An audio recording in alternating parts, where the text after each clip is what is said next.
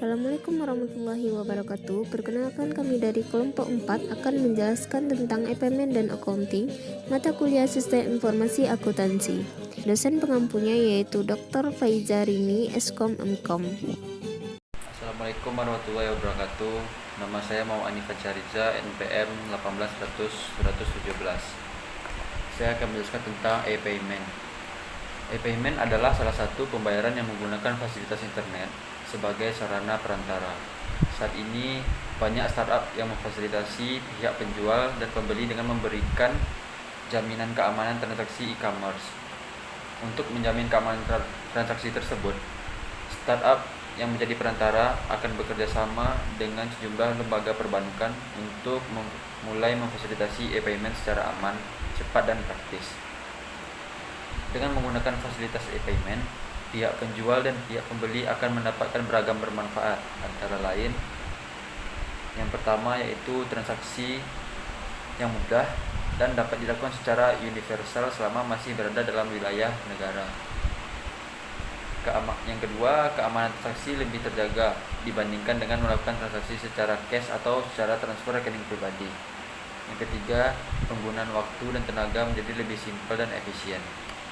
Saya Wala Angela dengan NPM 18106 akan menjelaskan materi tentang manfaat lain dari payment. Yang pertama ada kenyamanan pelanggan. Manfaat paling jelas dari cara pembayaran secara elektronik adalah kenyamanan bagi pelanggan. Yang kedua yaitu penurunan biaya perusahaan. Karena menggunakan fungsi otomatisasi seperti pemrosesan kartu kredit dan pembayaran, maka pembayaran dilakukan secara elektronik telah menurunkan biaya bisnis perusahaan. Yang ketiga, meningkatkan jumlah pelanggan. Pelanggan yang merasa nyaman menggunakan cara pembayaran secara elektronik dengan perusahaan tertentu biasanya cenderung kembali ke perusahaan yang sama untuk melakukan transaksi kembali. Kemudian selanjutnya ada beberapa pihak yang terlibat dalam penggunaan dan penyediaan fasilitas e-payment, yaitu yang pertama, pihak pembeli yang melakukan pembayaran dengan metode e-payment. Yang kedua, pihak penjual yang menerima e-payment. Yang ketiga, insure, berupa lembaga bank atau lembaga non-bank. Yang keempat, ada pihak pengontrol regulasi, biasanya pihak yang mengawasi dan mengatur proses e-payment adalah pemerintah. Perkenalkan, nama saya Maharani, NPM 1810107. Pada saat sekarang ini adalah era digital di mana mengharuskan masyarakat untuk cerdas dalam memanfaatkan kemudahan dari teknologi. Berbagai inovasi digital pada berbagai bidang membuktikan bahwa masyarakat juga turut andil dalam perkembangan zaman yang semakin modern.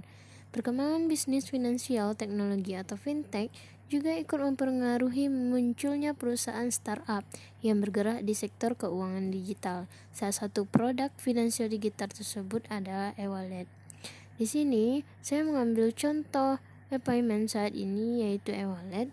E-wallet adalah dompet elektronik yang di dalamnya terdapat sebuah akun dengan sejumlah data uang yang bisa digunakan untuk transaksi jual beli secara online. Jadi e-wallet bisa menyimpan uang secara virtual. Ketika saldo hampir habis, kamu bisa mengisinya dengan melakukan top up. Untuk mendapatkannya, kamu bisa mendaftarkan diri melalui aplikasi online.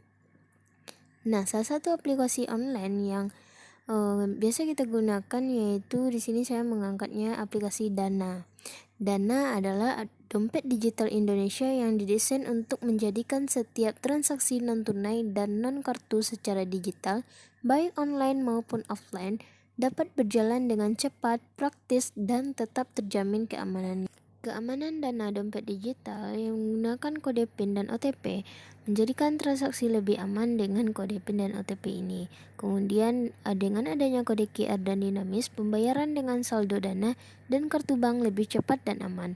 Kemudian sistem keamanan transaksi lebih aman dan dilengkapi dengan sistem keamanan tercanggih dan terpercaya.